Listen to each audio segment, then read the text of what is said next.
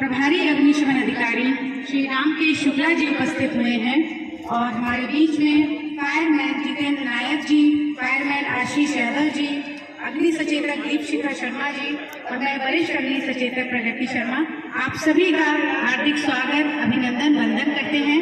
और मैं बहुत बहुत आभारी हूँ आदरणीय उज्जवल सर जी की कि मेरे एक निवेदन पर उन्होंने इस मॉकड्रिल को करने का मुझे ये सौंपा जिम्मेदारी। तो जैसा कि आप सभी जानते हैं कि इस समय तापमान कभी बढ़ रहा है कभी घट रहा है, तो ऐसे में आगजनी की घटनाएं होना स्वाभाविक है। बहुत आगजनी की घटनाएं प्रत्येक स्थानों पर हो रही हैं, वो सिर्फ और सिर्फ हमारी लापरवाही के कारण। हमको ध्यान देना है कि हम जितने भी विद्युत उपकरणों का प्रयोग करते हैं उसको बड़ी ही सावधानी से प्रयोग करें। अभी सर आपको विस्तार पूर्वक बताएंगे कि किस प्रकार से सिलेंडर में अगर आग लग जाती है तो आप उसको बड़ी ही आसानी से बुझा सकते हैं। तापमान में बढ़ता और घटता, ये इस तरह से हमारे जो घर में विद्युत उपकरण लगे रहते हैं, आंधी भी चलती है, इस समय लाइट बार बार जाती है, कभी एक फेस हो जाता है, कभी बार बार लाइट जाती है आती है, तो इससे भी हमारे विद्युत उपकरणों पे प्रभाव पड़ता है, वो खराब हो सकते हैं। तो इसका भी हमें ध्यान देना है कि हम स्विच ऑफ करके रखें। जब ऐसी परिस्थितियां हम देखें वातावरण में तो हम उसको स्विच ऑफ रहा और ये हीट हो रहा हो तब फटेगा, या ये जलता हुआ गिर जाएगा और इसकी लौ जो है इसी में लग रही है तब फटेगा।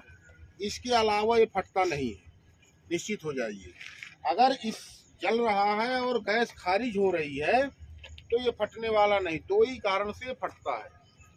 तो इन सब चीज़ों को थोड़ा सा आप गौर करके जरूर देखिए, फायर की चीज़ों को, क्योंकि इनसे बहुत बड़ी बड़ी घटनाएं हो रही हैं और रोज हो रही है। ये भी ऑक्सीजन ही रोकना है, बकाया आप किसी भी प्रकार से इसकी आग को बुझा नहीं सकते हैं।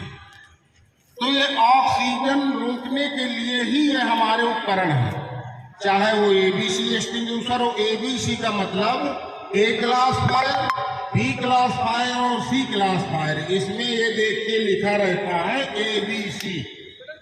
ये तीन प्रकार की जागरूकता के अभियान के अंतर्गत आज डीजल शेड रेलवे में अग्नि सचेतक दीपशिखा शर्मा जी और प्रगति शर्मा जी के सहयोग से हम लोगों ने आकर के यहाँ डीजल शेड पे सभी कर्मचारी अधिकारियों को आग से संबंधित बचाव जानकारी तथा जीवन उपयोगी तमाम चीज़ों के बारे में बताया और उनको दिशा निर्देश दिया कि अगर आग लग जाती है, धुएं में फंस जाते हैं या कोई ऐसी आपदा आ जाती है तो किस तरह से आपको अपना और अपने लोगों का बचाव करना है।